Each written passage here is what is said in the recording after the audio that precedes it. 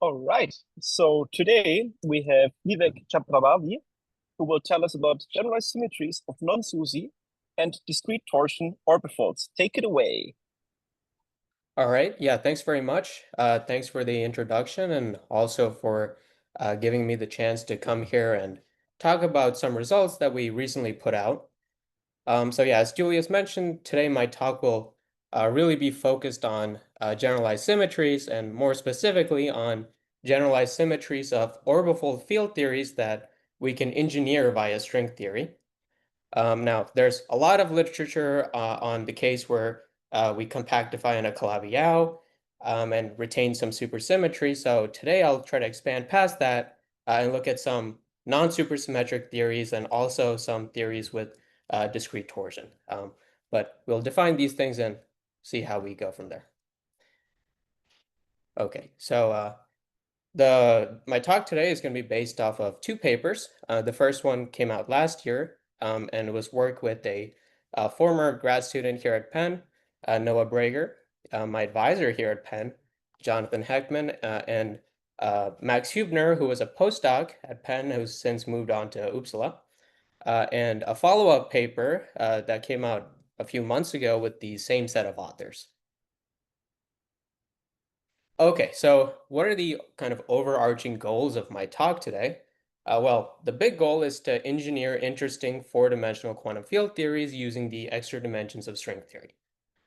For the most part today, I'll be dealing with the type 2a compactification. What this looks like in practice is we take the extra dimensions of string theory to be some sort of non-compact orbifold singularity. The supersymmetric case is a Calabi-Yau geometry, so the orbifolding group is some subgroup of SU3. Or today we'll look at some non-supersymmetric examples, so the orbifolding group is just some more general subgroup of U3. Now, ideally we want to engineer the full four-dimensional quantum field theories. Today I'm going to do a part of the job, and I'm going to focus on some specific types of generalized symmetries that we see in the engineered theory. So in particular, most of my talk will really focus in on zero form and one form symmetries. So we'll do this for the SUSY case, the non-SUSY case, and then we'll repeat the whole story for orbifolds with discrete torsion. So those are the goals, and to kind of hit these goals, this talk will be split up into three basic parts. In the first part, I'll review some of the existing literature and also introduce the necessary computational techniques that we need to hit the latter parts of the non-SUSY and discrete torsion cases. So we'll start off by just reviewing the role of generalized symmetries in quantum field theories. We'll move on to reviewing how we can engineer interesting quantum field theories using string theory. How do we engineer the generalized symmetries or defects via string theory? The important part of this first part of my talk is going to be this third bullet point, where I introduce the computational techniques. These take two different sides of the same coin. There are two complementary methods to computing generalized symmetries. One is a geometric approach where we use some homology theory. Today I'm going to introduce a specific type of homology theory called orbifold homology. And we're going to match the results that we compute via geometry to quivers. So we're, I guess, 5 minutes into the talk, and I finally mentioned quivers. And quivers are really going to play a vital role in my talk today. So the quiver, which is obtained by a D0-brane probing the orbifold singularity, is going to directly probe the quantum field theory degrees of freedom. So the quiver knows everything about the operators and the symmetries. And what we do via geometry is really an approximation. So we're trying to match to the quiver answers via a simpler geometric computation. So we'll introduce all this technology, and we'll implement it into some supersymmetric examples. So we'll compute the symmetries via just ordinary homology, we'll compute it via orbifold homology, and we'll compute it via the quivers. And what we'll find, just as a sneak peek, is that in order to get a precise match with the quivers, we really need to upgrade our notion of the defect group from using homology to using orbifold homology.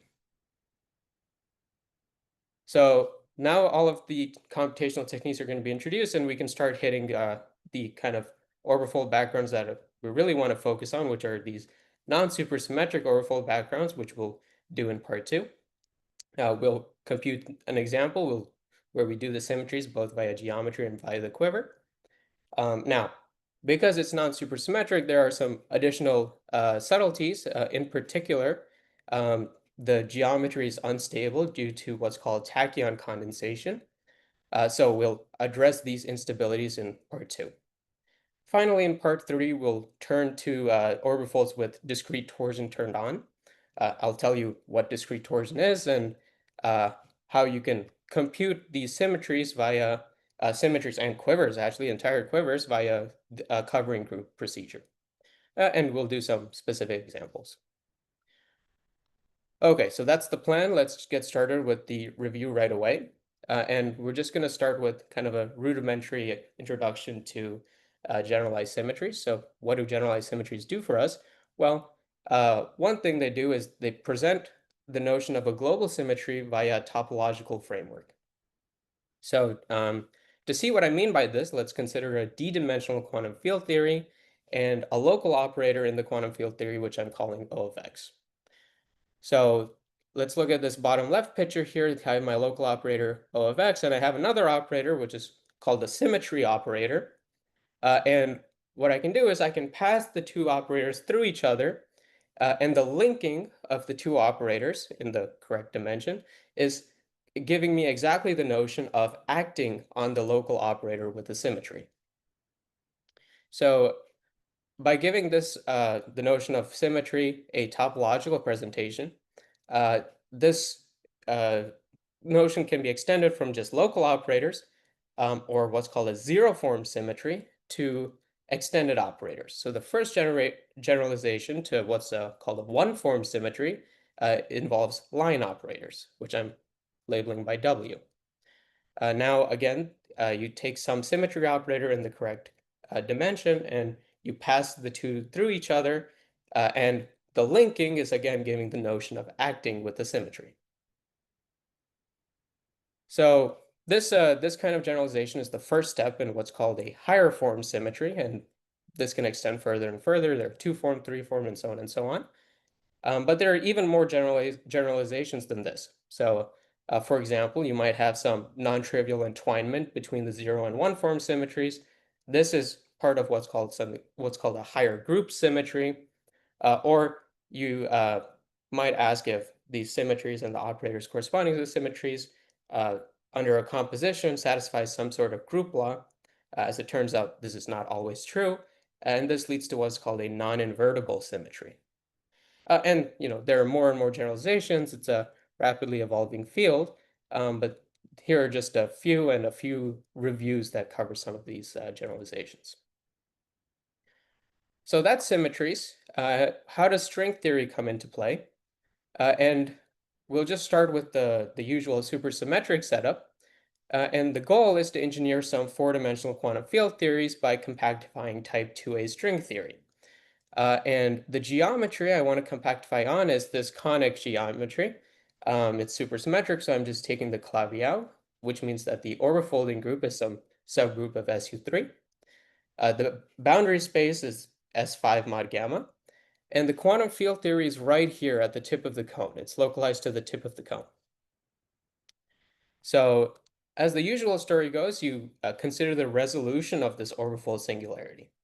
As you resolve the space, you get some collapsing cycles, and you can engineer states in the quantum field theory by wrapping branes on these collapsing cycles. So, for example, in our type 2A setup, you can wrap D2 branes on collapsing 2 cycles and D4 branes on collapsing 4 cycles, and engineer states in that way. So with that in place, we can now ask, how does the engineering perspective extend to things like defects and symmetry operators? Well, the story is very similar. So we still have our conic geometry, and now you want to ask, how do I construct a extended operator in this geometry? So what I want to do here is wrap a brane on a non-compact cycle. So this is a cycle that is extending from the tip of the cone out to the boundary S5, and which I'm labeling in blue. And we can link this with symmetry operators that live in the boundary space. So I'm drawing this in red. So once you get the right dimensions, you can get the same exact linking process that we had in the quantum field theory examples. And you once again have your notion of defects and generalized symmetries. Okay, so how do we put those words into computation? Well, you get candidate defects by taking a p-dimensional brane and wrapping it on some relative cycles. Now, what you might run into cases where there are some dynamical states that emerge from a p-dimensional brane wrapping a compact cycle. Now, if these dynamical states terminate on the defect, then you can effectively screen out the symmetry.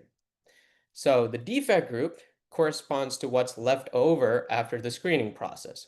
So if we look at this bottom equation here, the defect group is just summing over all the different p-dimensional branes, summing over all the different cycles you wrap on, and you do the screening process, and this takes a convenient form, which is this right-hand side.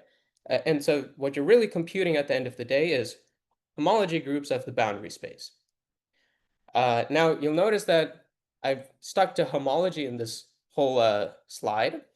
And I mentioned at the beginning that really I want to upgrade this homology answer to a more robust tool, which is orbifold homology. So let's look at that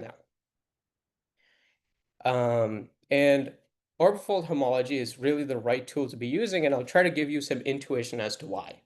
So let's just consider the orbifold C3 mod gamma. For most of my talk today, I'm going to consider gamma to be an abelian group, so let's just say it's the cyclic group Zn. In this case, each element of gamma defines its own conjugacy class, and it also defines the twisted sectors of the orbifold. What orbifold homology essentially does is it geometrizes these twisted sectors. So let's take a careful look at what that means. So over here in the first equation on the left is the worldsheet CFT partition function. It splits up into epsilon twisted sectors. But I just told you that the twisted sectors are defined via the conjugacy classes. So we can rewrite that partition function as this equation on the right. So here we just have a sum over the different conjugacy classes. Orbifold homology literally mimics this decomposition exactly. So that's this bottom equation here. So on the left-hand side, we have some orbifold homology group. On the right-hand side, we have a sum over the different conjugacy classes. The sum is over just ordinary homology groups. So orbifold homology is equal to a sum over just ordinary homology groups. So let's make this a little bit more precise. Let's just take this example of gamma being the cyclic group Zn.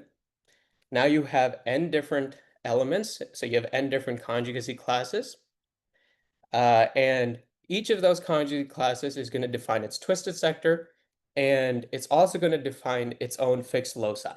So that's this Y gamma. Y gamma is the fixed locus associated to the group element gamma. In every case, the identity element is going to fix the full S5 boundary. So in the case where the orbifold group action acts fixed point free, orbifold homology is going to just equal ordinary homology.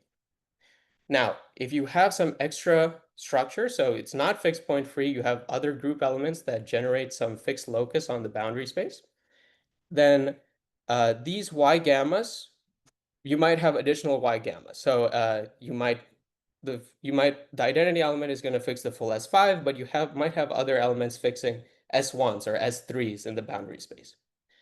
So that's the entire role of orbifold homology. It takes all the different fixed locus that are generated from the different elements of the orbifolding group and does a literal sum over the different homology groups. And what we'll see is that some of these extra fixed locus can support contributions to the defect group. Okay, so here's the proposed upgrade to the geometric answer. The first case is just the answer in homology. And the upgrade is very simple. You just replace the homology groups with orbifold homology groups.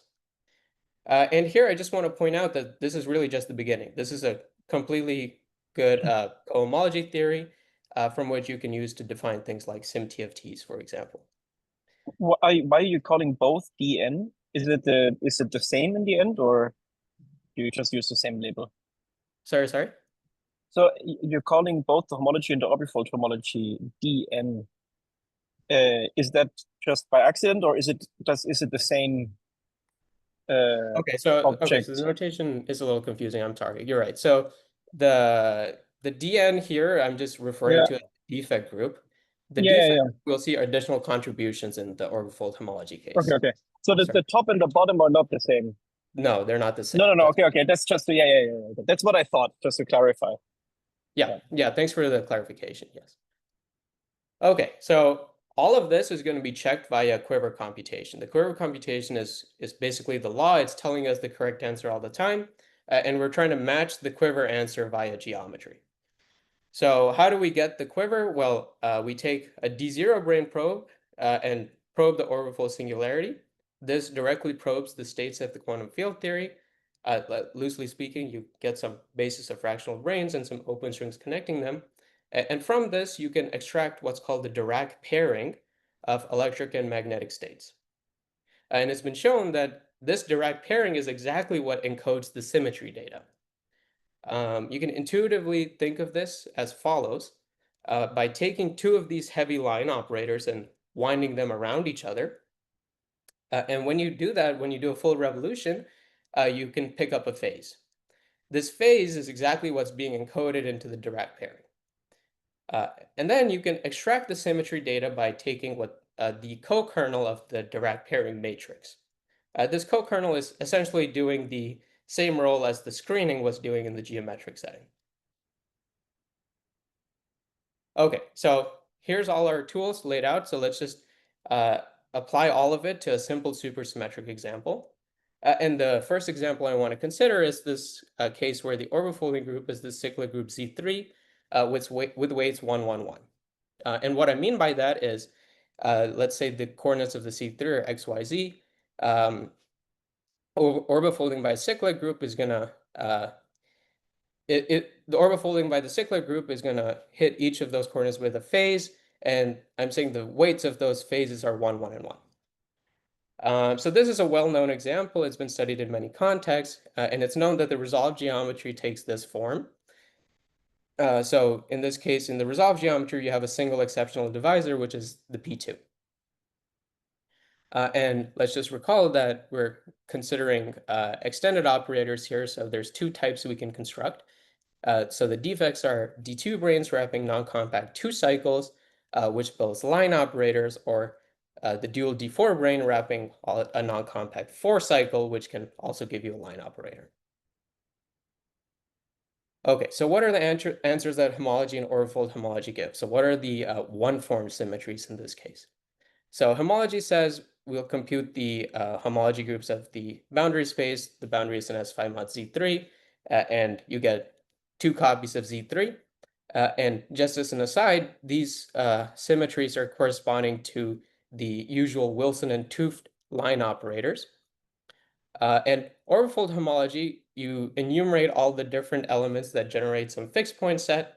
And in this case, you only have the identity generating the full S5 mod Z3 boundary. And so in this case, we get the expected result. In this case, the orbifold action is fixed point free, and homology and orbifold homology agree exactly. And we can check all of this via the Quiver. So again, we're going to take a D0 brane probe of the C3 mod Z3 orbifold singularity. We can extract the Quiver in this way. And the Dirac pairing takes this convenient form. It's just the anti-symmetrized version of anti-symmetrized graph matrix of the Quiver. And here I'm doing a convenient matrix by taking the Smith normal form. That's not changing the symmetries in any way. I take the co-kernel of this matrix, and I see 2 copies of the Z3. That's exactly what we saw in the geometric side. And so we find the torsional factors agree with both singular and orbifold homology. But the Quiver sees this extra free factor here. And this free factor is not something that can be calculated geometrically, it just corresponds to the center of mass degree of freedom of the D0 brane.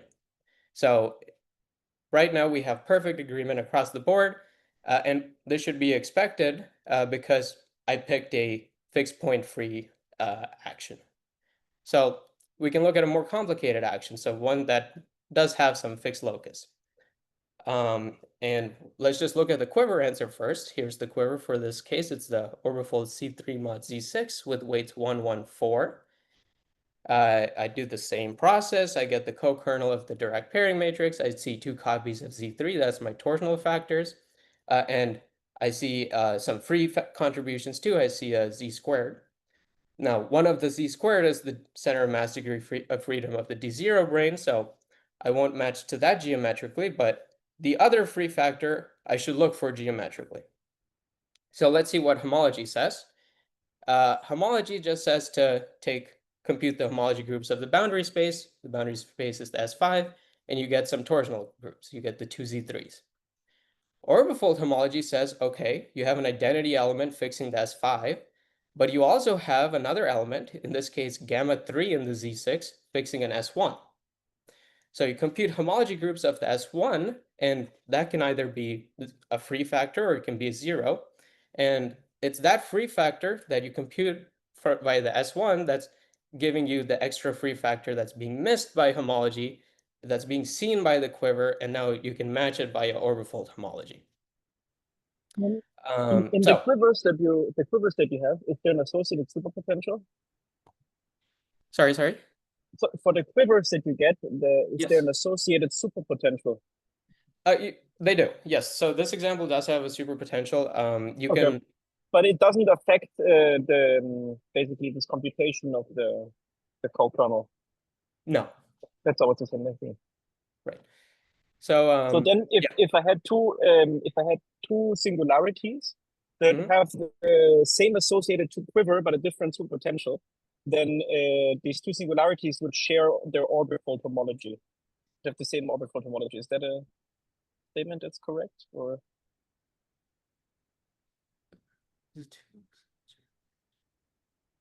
So I can also ask at the end. Yeah. And anyhow, the superpotential, it exists, but it's irrelevant for the computations. Right, so superpotential isn't relevant for the computation. I'm just extracting directly from the adjacency matrix of the quiver itself. Yeah, sure. Okay. Yeah, thanks for the question, by the way. So the last thing I just wanted to say here is, how do you want to interpret these extra free factors? Well, these free factors, if you add up all the different contributions, they're corresponding to the rank of the zero form flavor symmetry group. So you can kind of see where it's coming from. So this whole time we were considering line operators and one form symmetries, but there are other kinds of operators in the theory. And so these symmetries that were being missed that we're now capturing just correspond to other types of operators. Okay, so what did we learn from part 1? Well, we learned that when you pick an orbifold group action that acts freely, then and you want to compute the defect group of your orbifold field theory, then homology, orbifold homology, and the quiver all do a good job. They all agree with each other. But as soon as you start picking orbifold group action that have some fixed points, then homology no longer does a good enough job. You need to upgrade to orbifold homology to get agreement with the quiver answer. And the precise thing you're missing by just using homology is the rank of the zero form flavor symmetry group. Okay, so that's all the technology I wanted to introduce. So we can now lift the whole thing and start applying it to some more exotic scenarios. So in particular, we'll now look at non-supersymmetric orbifolds. Okay, so the non-supersymmetric case. So things are pretty much the same. The QFT is still at the tip of the cone. The boundary space is still in S5. However, the main difference now is that the orbifolding group is no longer a subgroup of SU3, but it's a subgroup of U3. However, the states of the theory are essentially constructed in the same way. You have some collapsing cycles. You can wrap branes on these collapsing cycles and construct straits. construct states, sorry. However, there's some additional subtleties in the non-supersymmetric case due to the presence of a tachyon in the twisted sectors. So this leads to an instability. So the tachyon can drive the resolution of the orbifold singularity. And it does so in the following way. So you list out all of the different tachyonic operators that live in your different twisted sectors, and you organize them via the R charge of the operator.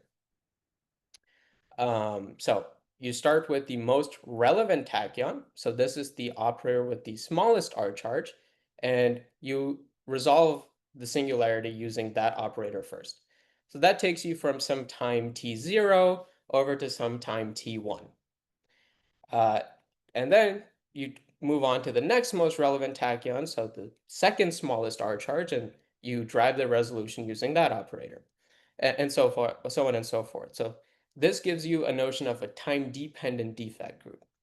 Now, what I want to do here is not track it continuously through time, but track through time via step function approximations. So I'll start at time t0. I'll compute the defect group at time t0. This is just before any tachyon condensation has taken place. Then I'll let the most relevant tachyon condense. That'll take me to time t1, and I can compute the defect group again, and so on and so forth. So one thing you might worry about at this point is, okay, the geometry is unstable, so how are we asking healthy questions in the first place? And I'll try to convince you that these questions are still healthy and fair to ask by looking at the timescales of the processes. So the tachyon condensation is a stringy effect. It has a characteristic length scale of the string length scale, while the D-brane has a characteristic length scale proportional to G string times the string length scale. So in weak coupling, when G string is very small, the characteristic length scale of the D-brane is actually smaller than that of the tachyon.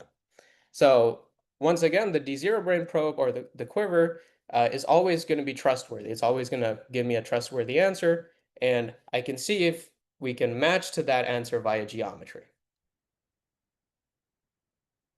Okay, and there's one more subtlety to speak of, which is because there's no longer any supersymmetry, the bosonic and fermionic degrees of freedom don't match anymore, and in general, I'm going to expect to see two different quivers. I'm going to see a bosonic quiver corresponding to the bosonic degrees of freedom, and a fermionic quiver corresponding to the fermionic degrees of freedom.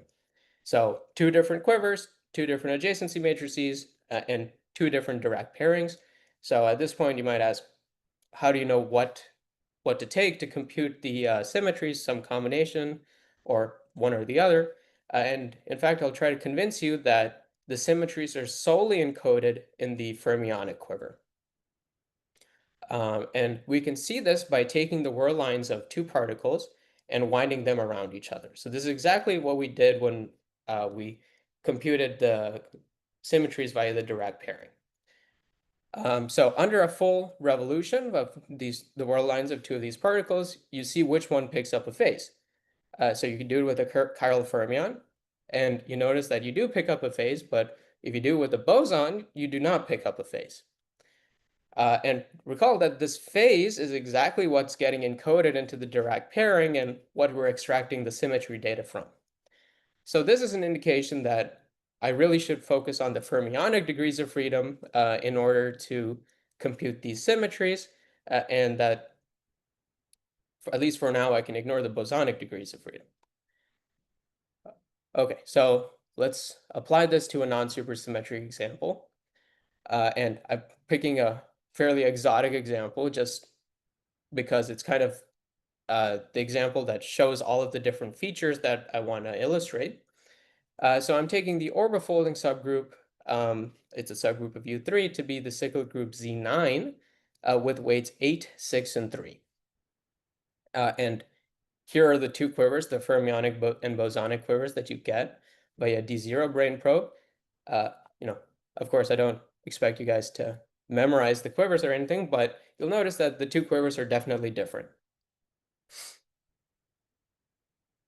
Okay, so we can go through the same process. We can look at the Quiver answer first. We'll take the co-kernel of the fermionic Dirac pairing. So this is the Dirac pairing you get when you just look at the fermionic quiver.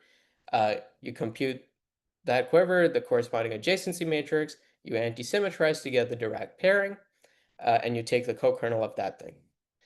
So you get 4 factors of Z3s, and you get 3 free factors. One of those is, again, the center of mass degree of freedom of the D0 brane. So really, while we're matching via geometry, we should look for 2 free factors. So let's see, what do we get via homology? Well, again, we are just taking homology groups of the S5 boundary, so we only get 2 Z3 factors.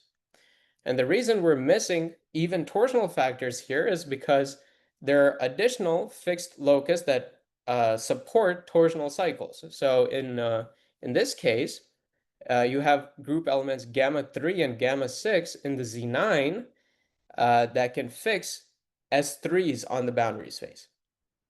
So the S3s can support torsional cycles, and if they can support torsional cycles, you'll expect them to contribute to the defect group. And indeed they do. They contribute 2 additional factors of Z3. This is something that orbifold homology can see, that ordinary homology just simply misses. And of course, orbifold homology also sees the free factors that the quiver is seeing. So once again, if you want to match to the quiver, as soon as you pick a group action with some fixed point structure, you need to upgrade the defect group computation to orbifold homology rather than purely homology. Okay, so what did we learn from part 2? Well, one thing we learned is that these symmetries are entirely determined by the fermionic degrees of freedom. We saw this by considering the monodromy of the world lines of 2 particles, and we saw that only the chiral fermion picks up a phase under a full revolution, and these phases are exactly what gets encoded into the Dirac pairing. And the Dirac pairing is giving us our symmetries. In the non-SUSY case, we saw that ordinary singular homology does an even worse job than in the SUSY case. So in the non-SUSY case, you miss not only free contributions to the defect group, but you also miss torsional contributions to the defect group. And this can happen because in the non-SUSY case, the fixed loci can themselves support torsional cycles. So in the non-SUSY case, you can have fixed S1s and fixed S3s, whereas in the SUSY case, you can only ever have fixed S1s. And the upshot is, to see these contributions, you'll always need orbifold homology. And orbifold homology still agrees with the quiver. Okay, so the last part that I want to cover now is orbifolds with discrete torsion. So what is it? Well, discrete torsion essentially corresponds to turning on a non-zero 2 form descending from the M theory 3 form. So these are, in a sense, you can think of it kind of intuitively as we were doing purely geometric setups. There were no extra fluxes or anything turned on. Now we're turning on an extra field. We'll see that actually this is not quite true, and there's still a really nice geometric picture that we can get from this. One caveat is that this generalization is only possible when the group cohomology group H upper 2 of the orbifolding group gamma with coefficients in U1 is non-zero. So, for example, what does that mean for us? Well, it means that we can't consider just single cyclic quotients anymore. The simplest examples we can study are products of abelian groups. So Zn times Zm, at which point this H upper 2 is equal to Zp, where P is the GCD of N and M. Now, in terms of the worldsheet, discrete torsion is essentially introducing non-trivial phases into the partition function. So this is that's these alphas that I've introduced here in the partition function, and just taking these alphas to be elements of H upper 2. So it sounds like I'm doing something pretty bad here. I'm introducing phases into the partition function. I'm turning on some non-zero fields. And I'm moving away from a purely geometric setup. And so these kind of setups have been studied by many people for many years, and there's a vast literature on it. And they've all developed really interesting and nice techniques to study these types of discrete torsion theories. What I want to do is inspired by some of these techniques, but it's a little bit different. And this is what. Yes. Can I make a question? You said that in the supersymmetric case, sorry, I was on the previous slide. Yep. You Is it back here? You commented about the mismatch between the torsion homology, the orbifold homology, sorry, and the ordinary one is just about the zero form flavor group, right? Yes. But is it something that you find in the examples, or is you have a general argument? And if yes, sorry, I missed that a bit. But we can only I'm not need sure to what you mean. continuous. So what I was wondering whether the fact that in the supersymmetric case we just miss the free factor of the homology, the Z factor, is something that is you find an example, or is you have a general argument for that? Okay, so the general comment is that the free factors correspond to the number of fixed loci. So here, let me go back. Where was the example? From part 1, here it is. So here, orbifold homology, there's an additional fixed S1. There's only one element generating the fixed X1. It's gamma 3 and Z6. So you count the number of additional fixed loci, essentially, so that only additional fixed loci is the S1, and you see a single extra free factor. Now let's go to this non-supersymmetric case. There are two elements fixing additional loci on the boundary. There's a gamma 3 and a gamma 6, and you see two free factors. So the free factors correspond exactly to the number of fixed loci that's not the S5. Maybe as a small comment, also the orbifold cohomology class you can really think of in the supersymmetric setting as the vanishing cycles.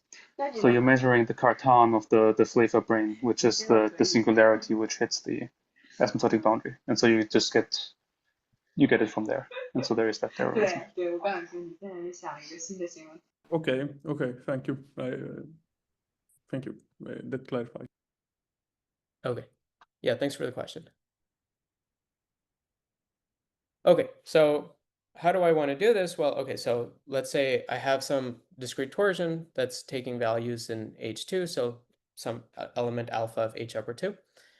We can define the order and associated subgroup gamma alpha for that element of discrete torsion. So here's the way to do it. So the order of alpha is equal to the GCD of N and M, where here I'm focusing in on the case of a product of abelian groups, divided by the GCD of alpha and the GCD of N and M. The subgroup gamma alpha of gamma is just the original group, Zn times Zm, divided by a product of Z order alpha. So the reason to do this is that the theory on the original orbifold, the X, with discrete torsion turned on, is the same as the theory on the less singular covering space, X sub alpha, where now the orbifolding group is the subgroup gamma alpha without discrete torsion.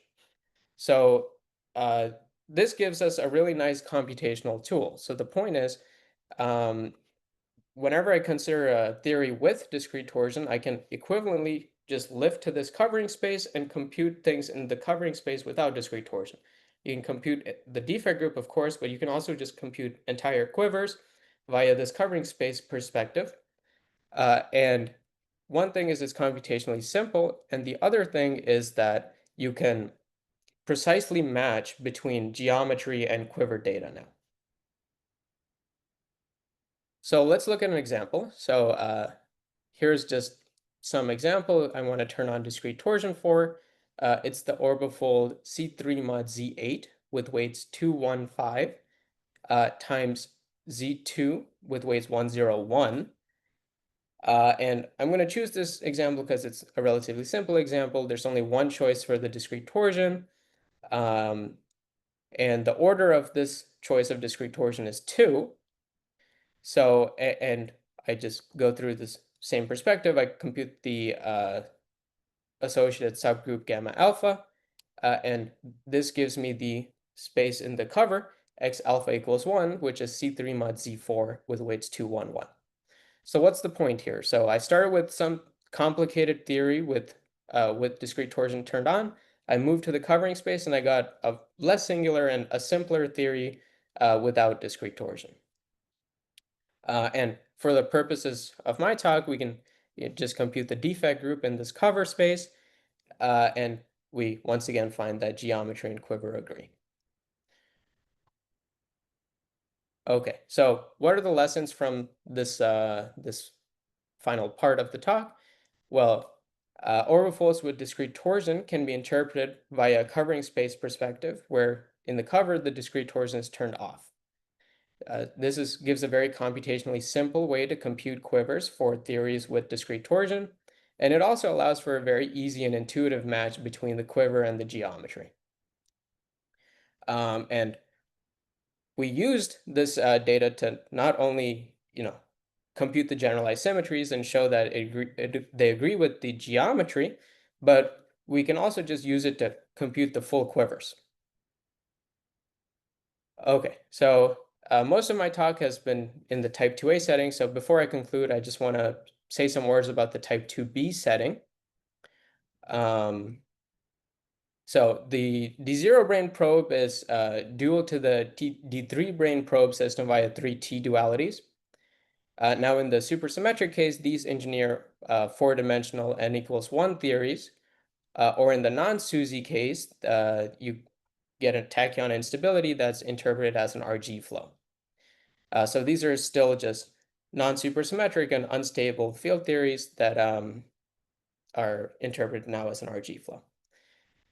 For the discrete torsion cases, we still have this covering space perspective available to us, so we can lift to the covering space and study the theory there without discrete torsion. Okay, so with that being said, let me conclude and leave some time for some questions. The main point of my talk today was to compute the generalized symmetries of a variety of orbifolds. We started with the supersymmetric theories, and we used the supersymmetric theories to introduce some new technology. So that was orbifold homology, and we showed that orbifold homology always agrees with the quiver computations. We then lifted these technologies to the non-SUSY and discrete torsion settings, and we saw that once again, orbifold homology still agrees with the quiver, and the reason that orbifold homology always agrees is because it's taking into account all the contributions from the different fixed loci to the defect group. So that's all well and good, but there are a few items that I didn't get the chance to really cover today, which is, well, we have a perfectly well and good cohomology theory now. It comes with its linking forms, and so we can compute something like the quadratic terms in the SymTFT. This is something we cover in our paper that I didn't introduce today, and there's no reason to stay in real 6 dimensions or complex 3 dimensions. You can consider things like Calabi-Yau fourfolds, which we do briefly in the paper, and I didn't get to mention today. So there are, of course, a variety of interesting future directions that this can take. So I mentioned the quadratic terms in the SymTFT. What about the cubic terms? This is something that we don't really have a handle on right now, but it's something we're thinking about at the moment. We could also try to compute 2 groups directly from the quiver. So we saw how to match geometry and quiver, and we saw how to extract the rank of the flavor symmetry group, but that's just the rank of the group. So we don't have the flavor algebra just yet, which would be nice because then we could say something about 2 groups more concretely. And the last thing I'll mention, which is a little different from the things that I talked about today, was that recently there's been some evidence that the D3 brane probe system of a non-SUSY singularity might lead to a stable four-dimensional field theory at some special value of the tooth coupling. So roughly the argument goes like, at very small tooth coupling, you have a certain type of instability that is emerging from double trace operators that have non-vanishing beta functions. So no CFT at the end of the flow. Whereas at very large tooth couplings, you have this instability coming from expanding bubbles that eat up your spacetime. So the hope is there's some intermediate special value where things are nicely balanced and you regain some stability. And it would be interesting to see if we can use symmetries to tackle this notion of stability in the D3 brane probe system of a non-SUSY singularity. So with that, I'll stop and allow for some time for questions. So thanks a lot. All right, let's thank Vivek. Do we have questions?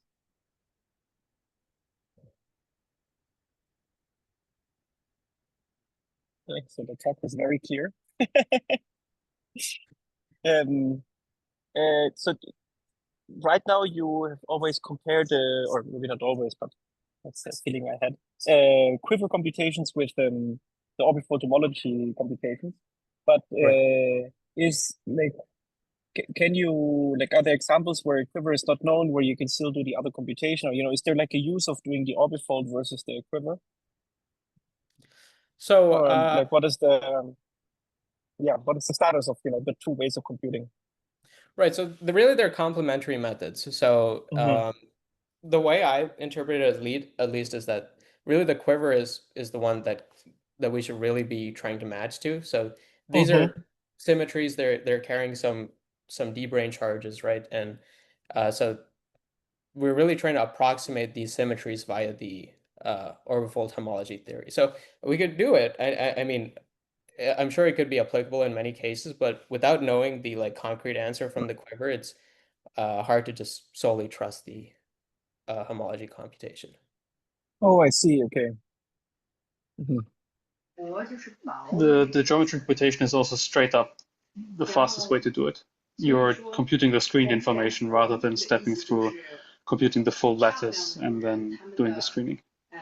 In the geometry. Yeah. Okay. I see. So the orbifold homology, you say, is still very fast. It is the fastest way to do it. It's like the minimal approach to it. I see. Okay. Good. Do we have more questions? Maybe I have another one. I was wondering whether a similar. So the point is that if I understand correctly, the subtlety here, from the point of view of the homology, are the singularities of the link, right? But you can have a. But do you think that there might be some kind of generalization for if the link has not orbifold singularities, but other kind of singularities? And that one I don't even know, like a 5 manifold with some spikes that is not, but it's not orbifold, for example.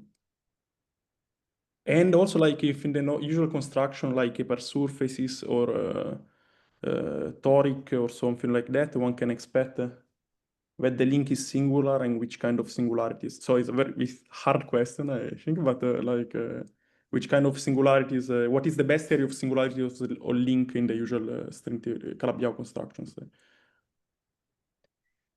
Sure. So honestly, I've only studied like kind of this set of examples, so I'm not really sure how to apply it to those settings. But yeah, I will say that orbifold homology is really nicely. It's really the construction of it, like the early constructions by the mathematicians, was really to mimic some results in string theory, and in particular in these geometric engineering settings. So I don't know how far, like what kinds of contexts it can go to, but I mean, it'd be interesting to explore. Okay, thanks. I will ask more at the end after. Yeah, any more questions? If not, I would say let's thank Vivek again. and then we can go